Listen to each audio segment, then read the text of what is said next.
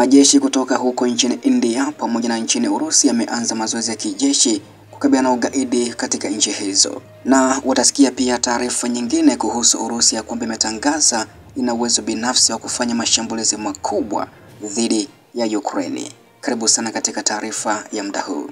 India pamoja na nchi ya Urusi zimeanza mazoezi ya pamoja au zinafanya mazoezi ya pamoja ya kijeshi yanayofahamika kama Indra 2025 yakilenga operation za kukabiliana na ugaidi. Wizara ya Ulinzi ya Urusi imeripoti hivyo. Mazoezi hayo yalianza wiki iliyopita katika jangwa la India na jimbo la mpakani la Rajasthan kwa sherehe iliyohudhuriwa na maafisa wakuu wa jeshi akiwemo Meja Jenerali Andrei Kozlov kutokea nchini Urusi na kamanda wa kitengo cha Gandivi Meja Jenerali Sanjaya Chandra Kandipal kutoka upande wa India.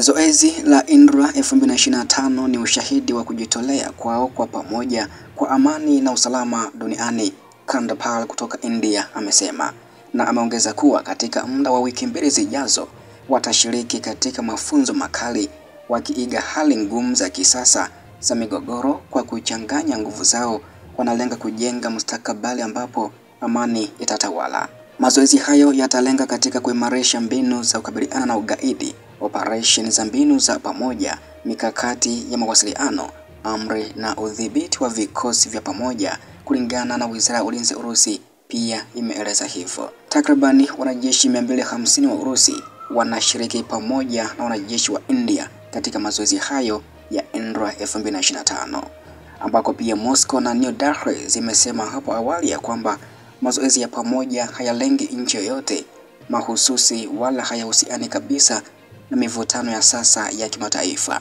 India na Urusi hufanya mikutano ya kila mwaka ya ulinzi zikipishana kati ya Moscow na New Delhi kukagua maendeleo ya miradi inayoendelea na kujadili vipengele vingine vya ushirikiano.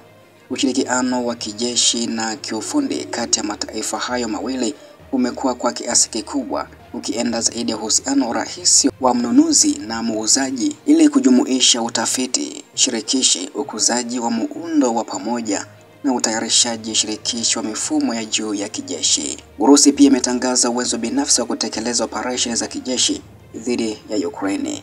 Urusi pia ina uwezo wote muhimu wa kutekeleza operesheni yake maalum ya kijeshi nchini Ukraine pamoja na angani. Msemaji wa Kremlin Bwana Dmitry Peskov amewaambia waandishi wa habari siku ya leo Jumatatu, akizungumzia ripoti ya kwamba Beijing inaipa Moscow usaidizi wa mwongozo wa satellite kwa ajili ya mashambulizi ya shabaha za kijeshi nchini Ukraine.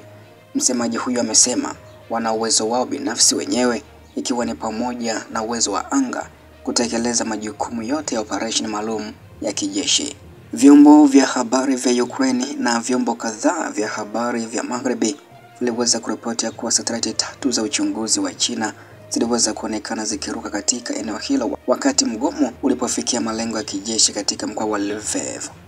Kutokana na hali ya mvutano kati ya Beijing na Washington, vyombo vya habari vya kigeni vilikisia kwamba hiyo inaweza kuwa ishara ya msaada kutoka kwa Urusi. Hata hivyo, Wizara ya Mambo ya Nje ya China ilisema ya kuwa Beijing haifahamu hali hiyo na kusisitiza dhamira ya China ya kuwa na msimamo wa uaminifu, lengo la kutopendelea upande wa Ukraine.